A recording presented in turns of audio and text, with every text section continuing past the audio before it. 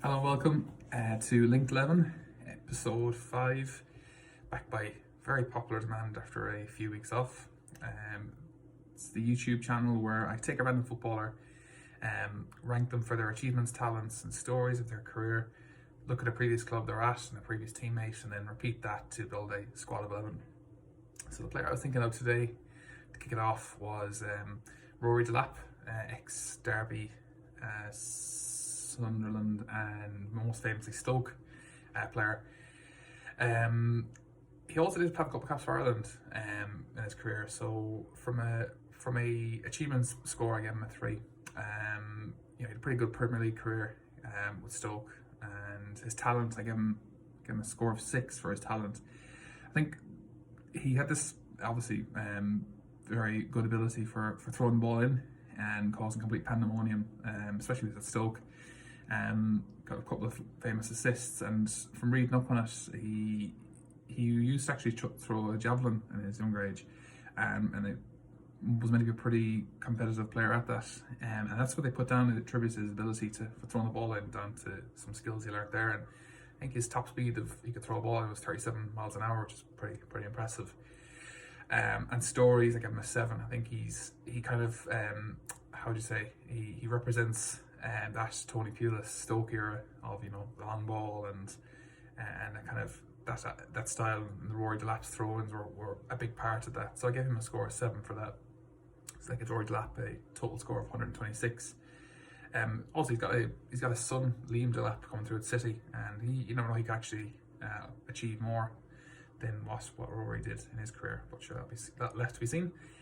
So before he was at Stoke, he was also at Sunderland in 06-07 when Roy Keane was there and they got promoted from the Championship. So looking at that squad, I picked a player, another former Irish international. It was Anthony Stokes. Stokes probably, certainly, his most biggest achievements were at Celtic, and then had a brief time at Sunderland before he went there, and then after Celtic he kind of had a journeyman lifestyle, and played in like Iran and Hibs, and also recently at Livingston, but left without playing a game. So his league titles he won with Celtic, I gave him a score of 5 for achievements. Talent wise, 5, because I actually think he was very highly rated at Arsenal's youth level, but never seemed to bring it. He did good at Celtic, but not in the English leagues. And stories, 5. There's kind of well-known stories about Anthony Stokes' personal life. He headbutted an Elvis impersonator and broke his nose and was in court over that. So some kind of negatives from that. But so Anthony Stokes, 5 for all those characteristics, and that gives him a score of 125. So I picked his most successful season at Celtic. He got 20 league goals in the 13-14 season, and that team had that was the year, when first time Ronnie Lynn was there, and he had the likes of Victor Wanyama were in the team, Fraser Forster, but I picked Virgil van Dijk, the current Liverpool defender. Obviously right now he's obviously injured, but he's still like one of the world's best defenders, and I think from an achievements point of view, unless maybe all that's missing from him is maybe international honour, because he's won the league and won the Champions League already. He probably will, should add to that with more titles at Liverpool. But so I gave him a score of 8. Talent wise, I gave him a 9, because even back to his days at Celtic when he was tearing it up there, I didn't understand how the likes of United or a top 4 club win from straight out rather than going to Southampton. So I'll give him 9 for talent. Stories, 5. He seems like quite a nice guy. I seen a video, it was done before lockdown, before the first lockdown, where he kind of surprised a Liverpool fan, and give him some tickets, and just brought him to the club and met him all the players. So he seems like a nice person. So that gives Virgil van Dijk 360. So as I mentioned, he went to Southampton, and looking at that team, he was there in 2015-16, was another Irish international, and another forward who doesn't, a goal scoring forward is Shane Long. Shane Long think the first thing I think of when I think of him is his goal against Germany in the qualifiers, and he has got like 17 goals for us. And I mean, the start of his career, he got promoted with Reading into the Premier League after he joined from Cork.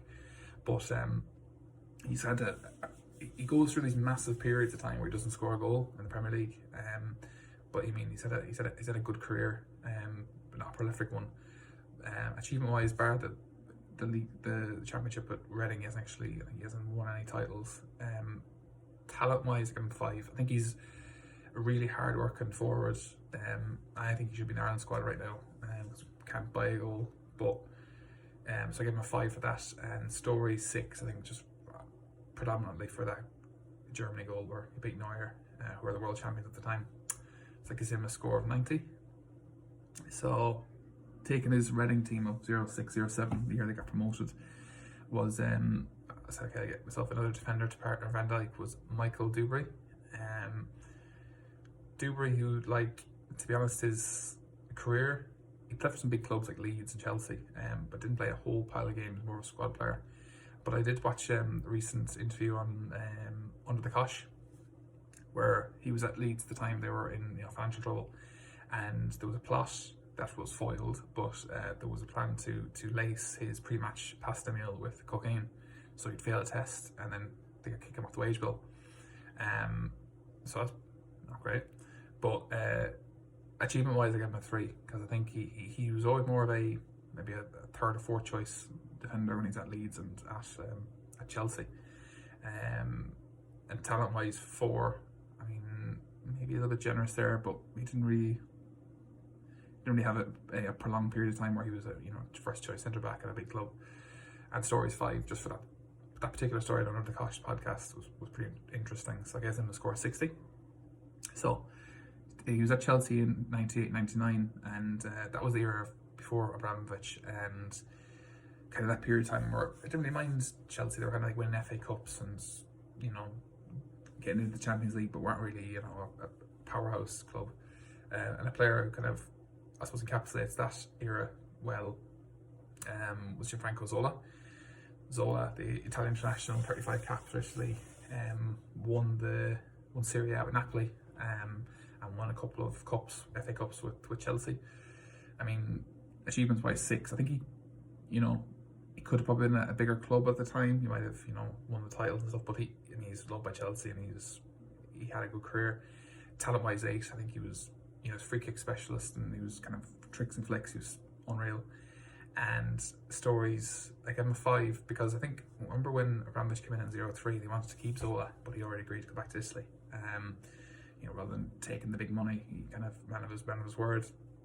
He doesn't seem like a nice kind of guy anyway as well. He seems to play the smile on his face. His managerial career is kind of not really not near as good as his playing career. Like his time at Watford and West Ham and Birmingham, it was quite limited. But on his playing side, pretty good, very good actually. So it gives him a score of 240. So before he went to Chelsea, he was at Parma, and that in 96-97, that was the era you had Cannavaro there as well, a teammate. But so I needed a goalkeeper, and the name obviously stood out was Gigi Buffon. Still playing. He's 43 now. But Juventus still on the go. He's won everything he could win, bar Champions League. I mean, won the World Cup and all that. And so I gave him a score of 9 for achievements, 10 for talent, because I don't think there's actually goalkeeper wise unreal. Can't argue with his ability. Story's 8. Now, to be honest, in the process of reading up on him, my opinion of him slightly deteriorated. But like if you read his Wikipedia section on Juventus, in his career, he's had some, how would you phrase it?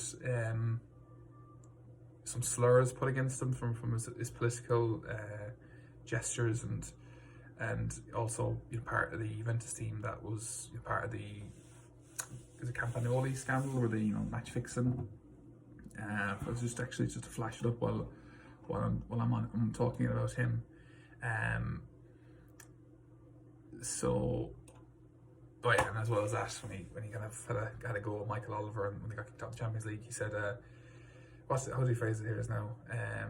He's on Michael Oliver sending him off or giving a penalty away. You can sit here in the stands with your wife and your kids having drinks and eating crisps. You cannot ruin the dreams of a team. So yeah, that was what he said about him. But there's been some links to or comments about kind of fascism and stuff like that in his career, which not great. So I picked the time that gives him a score of 720, so serious score for Gianluigi Buffon. So I picked the season he was at PSG for the only year, it was 18-19. And I said, okay, I've got my defenders, a couple of forwards, my midfield. A player I picked there was Angel Di Maria. Obviously still at Paris. From an achievements point of view, won Champions League, World Cup final. So I gave him a score of 8. Talent-wise, 7. I mean, he's played for United, not very successfully, but Real Madrid before that, and he got man of the match in the Champions League title he won before he joined United. Story 6, I think I was actually at the game at Old Trafford where someone threw a Heineken bottle at him, and that famous picture where he put into his drink on it, and not very well liked by United fans to this day. His failed attempt. His house did get robbed, so maybe he didn't like his time in Manchester and whatever.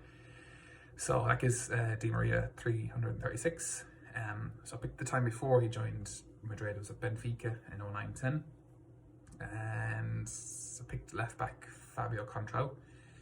Contrao, I think he spent like 7 years at Madrid and played less than 100 league games. I mean, he was linked to United actually 2014, I think. He's won titles, bar maybe not having a massive impact on them. Over 50 caps for Portugal. He's still on the go actually, playing Portuguese league. So I give him an achievement-wise 7. Talent-wise, I think he's very talented, very attacking left back. But so I also gave him a score of 7 for that. And stories 4. Not much to say really. So 196 for Contrao. So he did when he didn't come to United on loan, he went to Monaco in 15-16, and I picked another midfielder, another Portugueser, was Bernardo Silva of Man City currently. Achievement wise, he's won Premier League titles. I don't think he was part of the Portugal team that won the Euros, but I gave him a score of 8.